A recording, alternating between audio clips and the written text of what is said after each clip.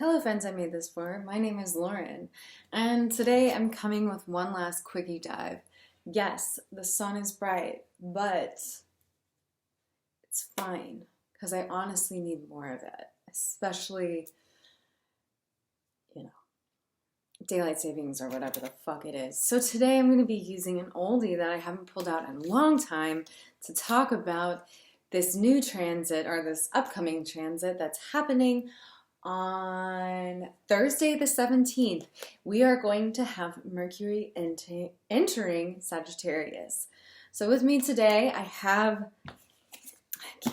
can't even remember what this deck is called. If you remember, tell me down below because, you know, engagement and stuff. But also, if you've never been here before, hi, hello, my name is Lauren.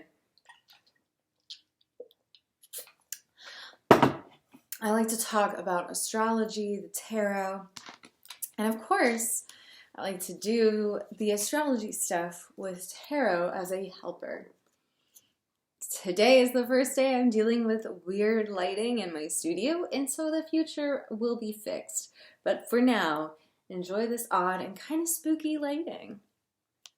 And of course, if you like what I'm wearing, link is down below to my link tree that has my bonfire shop. Bonfire is the bomb. And you can get this in all sorts of different styles, whether that's a t-shirt or a tank top, all that sort of good shit. But let's dive into it. Mercury in the tarot is represented by the Magician. So that's where we're going to start, since this is how it's going to kind of show up for us. The Magician is an interesting card. It's all about communication. It's all about that channeling and being the vessel for God's wisdom, right? Kind of in that veil. Of course, if you don't believe in God, the spirit, universe, whatever really is applicable, use what you choose, right? So in the Magician and all classical depictions, we usually see, and we see it here, the different parts of the tarot, whether it's the swords, the cups, these different family houses, as it were, of the tarot. And so in this tarot deck, we do see that present. But what's really interesting, and this is a very esoteric deck, we see this Magician figurehead, but we also see that it's kind of flippable. We see another face down here. We see some other faces kind of hidden within. We see a bunch of eyes in the sky over yonder, over by the moon. We see the sun over here. And I think that's really interesting to remember that Mercury is the inner and the outer. When we think about sun and the moon, sometimes that's what I like to personally replace words like masculine and feminine, more inward or more outward. Right? Because this is something that can be within all of us. It doesn't have to just be a masculine thing or a feminine thing. If you're interested, I have an entire video where I talk about the problem with the polarity thing. There's a lot of problematic ideology that's tied to that. Today I actually saw someone post how it's like white supremacy or sexism just upheld and like vibes.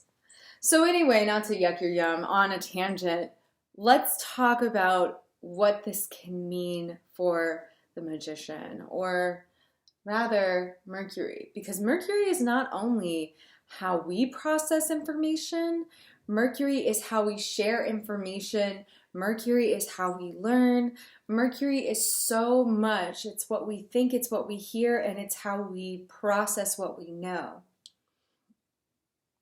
So Mercury has a lot of things tied to it.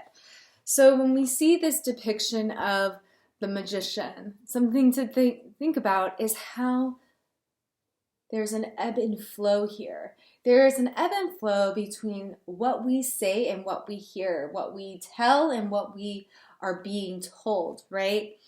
That's part of the magic of this shit, is Mercury is a big give and take. Mercury is the channel, but Mercury is also just one way of understanding the channel. So here we see Mercury, the glyph is there. We see these two faces that are kind of tied together, and again, conjoined at like the head, which is what it's all about, baby. We are understanding and we are being understood constantly in the ebb and flow, right? Make sure you're looking at where Mercury is in your chart and kind of take a moment to see, what is this trying to tell me? What am I here to understand, right? But with Mercury being explained, now we need to break down, where is it going to be? What is it moving into? Well, that's Sagittarius. And Sagittarius is often seen as the Temperance card, or it is the Temperance card. Bless me. Excuse me. In the tarot. But in this specific tarot deck, that card, instead of Temperance, is Alchemy. And so in my last video that I made about Venus in Sagittarius, I took out Temperance in a different deck. And here we see again this duality. We see red and blue. We see the glyph for Sagittarius here. We see this unfull moon, this transitional phase. We see the skull and the person next to it, kind of close to each other. We also see the seed of life, which for those who are not like, you didn't get into the flower of life in college like I did and watch Spirit Science, right? You might not know what that is, but the symbolism of this overlap of these two circles is like the foundation of the flower of life. And that is seen as kind of the foundation, or like the seed of creation, right? Some people even liken this to cells dividing when a sperm hits an egg, and it's just beginning the process of creation, right? So this card shows us a lot, and it does have the two cups, as most people will find. The angel on classical depictions is pouring out of two cups. When I was talking about Venus, that depiction of Temperance had the two cups. So again, alchemy straight up, honey bun. It says it right there. It's not even in the fine print. What a wah. But there's all of this energy of duality. So what does this mean for you and me and everybody else who's feeling, experiencing, and open to this transit? Well, if Mercury is how we understand the world, and Temperance is how we gather that knowledge and alchemize it to complete understanding, wisdom, and sharing that wisdom, this might be a really important time to really diversify. And I kind of mentioned this back in the Venus in Sagittarius video. We really need to diversify where we're getting our information, because right now we have to be really educated on where's our information coming from, but where is everybody else's? Because if we don't understand how other people think in this time of history, we're going to find it really hard to break down these barriers and make big differences. So as always, please pull out your Magician and your Temperance out of your deck. Meditate with these cards. Draw them. Maybe draw one card of these together to create some connection. Or if you're not really a tarot person, draw both glyphs on a piece of paper and just sit with these visions. When you're done, begin to journal or draw what's coming up for you. This can be a great way to kind of just see what is your connection supposed to be for this transit.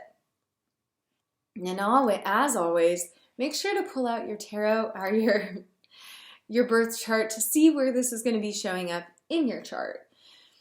As someone who has a Mars in Sagittarius, I feel like some of this stuff is going to be activating that energy for me and maybe firing up or activating that area of my life with a little bit more pizzazz. But that's just me. What planets are in your chart that are in Sagittarius? Make sure to pull those out. Are you someone who has a Mercury in Sagittarius and then you're really going to be activated?